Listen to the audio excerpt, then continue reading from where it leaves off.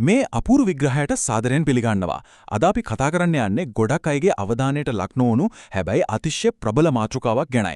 ඒ තමයි අපේ ඇඟේ තියෙන ශක්තිය. සාමාන්‍යයෙන් අපි හිතන්නේ මේ ශක්තිය කියන්නේ නිකම්ම ජීව විද්‍යාත්මක දෙයක් කියලා විතරනේ. හැබැයි අතීතයේ තිබුණු රහසිගත ගුරුකුල වලින් පවා දෙඩිව ආරක්ෂා කරපු සත්‍ය තමයි මේ මිනිස් ශක්තිය කියන්නේ යථාර්ථය පවා වෙනස් කරන්න පුළුවන් බලගතු ඉන්ධනයක් කියන එක. ඉතින් අද අපි ඒ ගැන සරලව තීරුම් ගනිමු. හරි අපි බලමු අද මේ පැහැදිලි කිරීම ඇතුලේ අපි මොනවද කතා කරන්නේ කියලා. පළවෙනි අංශය විවෘත පරිපතය. දෙවන්න ක්ෂය වීමේ ජීව විද්‍යාව. තුන්වැන්න දෙවන මට්ටම ඒකරාශී කිරීම. හතරවැන්න තෙවන මට්ටම පරිවර්තනය. සහ පස්වැන්න ඉහළ නැගීමේ සැලැස්ම. අපි මේ ගමන යන්නේ ශක්තිය සම්පූර්ණයෙන්ම බිඳුවටම වැයපු තැනක ඉඳලා ඒ ශක්තිය පාලනය කරලා ඉහළම තලයකට ගෙනියන පියවරෙන් පියවර ගොඩනගෙන අපූර්ව සැලැස්මක් ඔස්සේ. ආරම්භයක් විදියට අපි මේ ගැන පොඩ්ඩක් හිතලා බලමු. සමහර වෙලාවට ඇඟිලි තුඩු වලට ලේ ගමන් කරනවා දැනෙන තරමටම අපිට ජීවයක් දැනෙනවද? එහෙමත් නැත්නම් අපේ පෞද්ගලික ඉලක්කයක් ගැන හිතනකොට කිසිම හැඟීමක් උද්‍යෝගයක් නැති සම්පූර්ණ හිස් බවක් දැනෙනවද? මූලාශ්‍රයේ විස්තර වෙන විදියට මේක හරියට තමන්ගේ ඇතුලේ තියෙන ශක්තිජනකය සම්පූර්ණයෙන්ම අක්‍රිය වුණු කෙනෙකුට දැනෙන ඒ ෆ්ලැට් ලයින් හෙවත් හිස් තත්ත්වය පරීක්ෂා කරන අපූර්ව ක්‍රමයක්. පළමු කොටස විවෘත පරිපථය නවීන ශක්ති නිස්සාරණ යන්ත්‍රය. මේ පළමු මට්ටම හඳුන්වන්නේ විවෘත පරිපථය කියලා. නිකමට හිටන්න දොරජනෙල් ඔක්කොම අරලා දාපු ගෙයක් මෙදින් දරුණු කුණාටුවක් හමාගෙන යනවා වගේ තත්වයක්. අන්න ඒ වගේ තමයි අද කාලේ අපේ සමාජයේ ක්‍රියාත්මක වෙන්නේ. අපේ ශරීරය ඇතුලේ කොච්චර ශක්තියක් නිපදුනත් ඒක රඳවා ගන්න ක්‍රමයක් නැති වුනාම විවිධ මාර්ගවලින් ඒක නොනවත්වාම පිටතට කාන්දු වෙලා යනවා.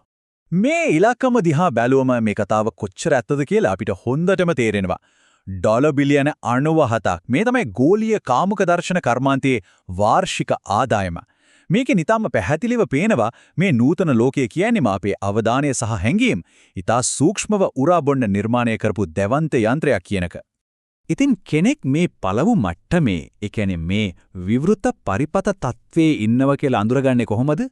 පැහැදිලි ලක්ෂණ 5ක් තියෙනවා. තීරණ ගැනීමේ අපහසුව, අන් අයට තමන්ගේ පැවැත්මක් නොපෙනී යාම, නිර්මාණාත්මක අදහස් සම්පූර්ණයෙන්ම සිඳී යාම, සුව පහසුවට පමණක් ඇබ්බැහිවීම සහ මුදල් තමන්ගෙන් ඈත්වීම.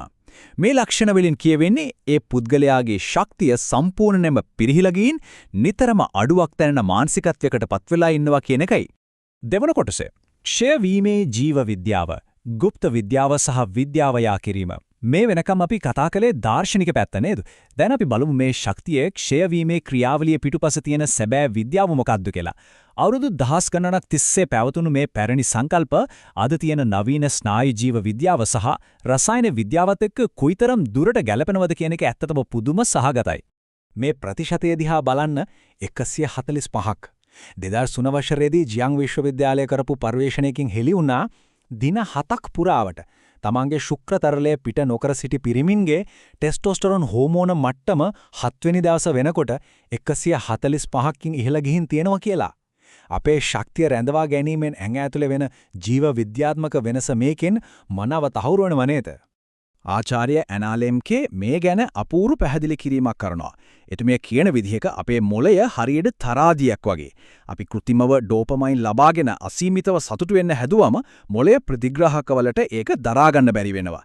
ඊට පස්සේ තරාදිය සමබර කරන්න මොළය කරන්නේ වේදනාවේ පැත්තට බර යොදන එකයි. අන්තිමේදී වෙන්නේ මිනිසුන් නිරන්තරයෙන්ම මේ ශක්තිය හීන වෙලා යන විනාශකාරී චක්‍රයකට කොටු වෙන එකයි. තුන්වන කොටස දෙවන මට්ටම ඒකරාශී කිරීම. කාන්දුවීම් වසා දැමීම. මෙතනින් තමයි අපේ මේ ගමනේ දෙවනි පියවර පටන් ගන්නෙ. අර කතා කරපු පහළම තැනින් මිදිලා Taman කවුද කියන එක වෙනස් කරගන්න සවිඥානිකව තීරණය කරන තැන මේකයි.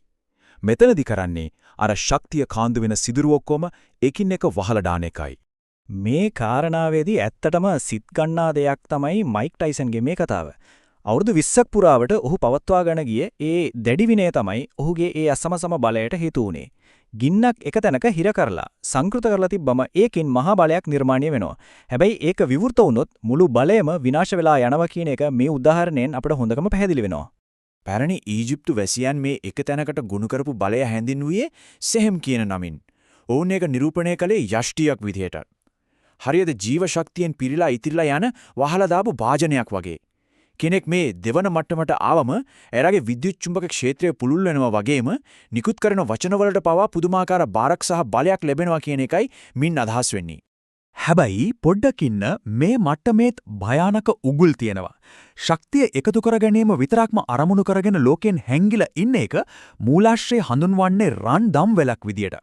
ඒ වගේම මම අනිත් අයට වඩා ආධ්‍යාත්මිකව ඉහළයි කියලා හිතන අහංකාරියත් ලොකු උගුලක්. පයිතගරස් තමන්ගේ ගෝලයන්ට අවුරුදු 5ක නිශ්ශබ්දතාවයක් අනිවාර්ය කළේ ඇයි දන්නවද? මේ ශක්තිය එකතු කරනවා කියන්නේ අවසාන ගමනාන්තිය නෙවෙයි. ඒක තවත් දැවැන්ත ගමනකට සූදානම් වීමක් විතරයි කියන එක පෙන්වලා දෙන්නේ. 4 වෙන කොටස. තෙවන මට්ටම පරිවර්තනය අඛණ්ඩ ජනක යන්ත්‍රයක් බවට පත්වීම. දැන් අපි ඇවිත් ඉන්නේ මේ ව්‍යුහයේ ඉහළම තැනටයි. මෙතනදී කෙනෙක් අර නිතරම බැටරිය බහින තත්ත්වෙන් සම්පූර්ණයෙන්ම මිදිලා Taman ඇතුලෙන් උතුරා යන ශක්තියෙන් අලුත් දේවල් නිර්මාණය කරන කවදාවත් නොනවතන ජනක යන්ත්‍රයක් බවට පත් වෙනවා. ඉතින් මෙතන තියෙන වැදගත්ම කාරණාව තමයි මේ විදිහට රඳවාගත්ත ශක්තිය බාහිර ලෝකයේ දැවන්ත වෙනසක් කරන්න යොදා ගන්න පුරුවන් කියන එක. මහත්මා ගාන්ධිතුමාගේ බ්‍රහ්මචර්යා ප්‍රතිඥාව මේකට තියෙන කදිම ඓතිහාසික සාක්ෂියක්. එතුමාම කියන විදිහට එතුමා කරපු ඒ දැවන්ත මෙහෙවර කරන්න මේ විනය අත්‍යවශ්‍යම දෙයක් වුණා. පරමහංස යෝගානන්දතුමා මේ උසස් මට්ටම විස්තර කරන්නේ ආයුර්වේදයේ එන ඕජස් කියන සංකල්පයෙන්. මේ ලිංගික ශක්තිය ඉහළ තලයකට පරිවර්තනය වුණාම කෙනෙකුට පුදුමාකාර ආකර්ශනීය පෞරුෂයක් වගේම දීප්තිමත් බවක් ලැබෙනවා. මේ පරිවර්තනය වුණු ශක්තියෙන් සාමාන්‍ය දුර්වලකම් ඔක්කොම පිච්චිලා ගිහින් මහා නිර්මාණාත්මක ගින්නක් උපදිනවා කියන එකයි මේකින් විස්තර වෙන්නේ. මේ මූලාශ්‍රය සඳහන් වෙන තවත් ඉතාමත් වැදගත් වෙනස්කමක් ගැන අපි දැන් බලමු. පිරිමි සහ කාන්තා ශක්ති යාන්ත්‍රණයන් ක්‍රියාත්මක වෙන්නේ එකිනෙකට වෙනස් විදිහකට. පිරිමි ශක්තිය හරියට රඳවාගෙන නිවැරදි ඉලක්කයකට යොමු කළ යුතු ගින්නක් වගේ. හැබැයි කාන්තා ශක්තිය කියන්නේ ගැඹුරු කරලා පවිත්‍ර කරන්න ඕන සාගරයක් වගේ. මේ ක්‍රමවේදයන් දෙක වෙනස් වුණාට අන්තිමට ලැබෙන ප්‍රතිඵලය එකමයි.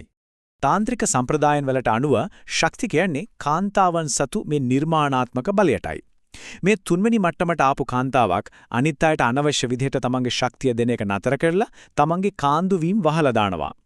ඒකේ ණයට අයගේ නිවැරදි ඉව ආපහු ලැබෙනව විතරක් නෙවෙයි අනුන්ගෙන් යැපෙනව වෙනුවට මුළු පරිසරයම ආලෝකමත් කරන කෙනෙක් බවට අයපත් වෙනවා.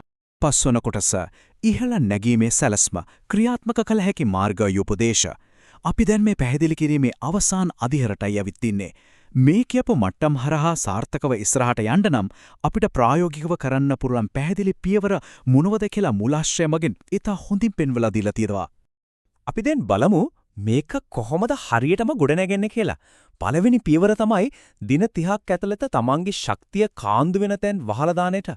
මේකෙදි තමන් එක්කම 100%ක් අවංක වෙන්න ඕනේ. තමන්ගේ ශක්තිය නාස්ති වෙන ප්‍රධානතම දේවල් 3ක් අඳුරගෙන ඒවා අයින් කරලා ඒ වෙනුවට ශාරීරික ක්‍රියාකාරකම් වගේ හොඳ දේවල් ආදේශ කරලා මේ ශක්ති ධාරාව වෙනාතකට හරවන්නයි තියෙන්නේ. හැබැයි මේක ලේසි නෑ. කෘතිමව ලැබුණු ඩෝපමයින් නතර කරලා 3 වෙනි හරි 4 වෙනි හරි දවස වෙනකොට ඇඟ මේකට විරුද්ධව කැරලි ගහන්න පටන් ගන්නවා. අන්න ඒ වගේ අමාරුම වෙලාවට එන ක්ෂණික ආවේග පාලනය කරගන්න මේ සරල ක්‍රියාකාරකම් ටික උදව් වෙනවා. නැගිටලා ඇඟ ස්ට්‍රෙච් කරන එක, උණුසුමක් දැනෙනවා කියලා හිතාගෙන ගැඹුරු හුස්ම 10ක් ගන්න එක, වේගවත් ස්කොට් ව්‍යායාම 20ක් කරන එක වගේ දේවල් වලින් රුධිර ගමනාගමනය වෙනස් කරලා ඒ ආවේගය ඉක්මනින්ම යටපත් කරගන්න පුරුවන්. ඊළඟට එන්නේ දින 8ක පරිවර්තන අවධිය. මෙතනදී කරන්නේ අර එකතු කරගත්ත බලවත් ගින්න තමන්ගේ නිවැරදි ඉලක්කයටම එල්ල කරන එකයි. දවසේ පළවෙනි පැය සම්පූර්ණ නිශ්ශබ්දතාවයක් ඇතුලේ තමන්ගේ වැදගත්ම නිර්මාණාත්මක වැඩේ වෙනුවෙන් වෙන් කරාම තමන් වටා තියෙන යථාර්ථය කොයිතරම් පුදුමාකාර විදියට වෙනස් වෙනවද කියන එක දැක ගන්න පුළුවන්. මේ ඔක්කොම දේවල් ඇස්සේ අපි අමතක නොකළ යුතු පැරණි ඩාවෝවාදී කියමනක් තියලා තමන් ඇතුලේ නිපද වෙන මේ බලගතු ගින්න තමන්ටත් වඩා විශාල යහපත් අරමුණක් වෙනුවෙන් යොදවන්න ඕනේ. මොකද සැබෑ ප්‍රවීණත්වය හැමතිස්සෙම රඳාපවතින්නේ ත්‍යාගශීලීකම මතයි. අහංකාරයෙන් මේ ශක්තිය පාවිච්චි කළොත් ඒකෙන් විනාශයක් වෙනවා. හැබැයි ආදරයෙන් සහ කරුණාවෙන් ඒක මෙහෙවුවොත් ඒකෙන් මුළු ලෝකෙටම ලොකු යහපතක් කරන්න පුළුවන්. අවසාන වශයෙන් මූලාශ්‍රයෙන් උපුටාගත්ත මේ ප්‍රබල ප්‍රශ්නයත් එක්ක අද අපේ විග්‍රහය නිමා කරන්නයි සූදානම. කෙනෙක් කැමතිද දිගටම සුළඟට අහුවෙලා නිවි යන පොඩි ඉටිපන්දමක් වගේ ඉන්න. එහෙමත් නැත්නම් තමම් ළඟට එන හැමෝටම උණුසුම ලබා දෙන දැවන්ත ගිනි උදුනක් වෙන්නද? තමන්ගේ ඇතුළේ තියෙන මේ සුවිශේෂී ශක්තිය අවදි කරගෙන ඒක නිසි විදිහට පාලනය කරන්න මේ කරුණු හැමෝටම ලොකු පෙළඹවීමක් වෙයි කියලා විශ්වාස කරනවා.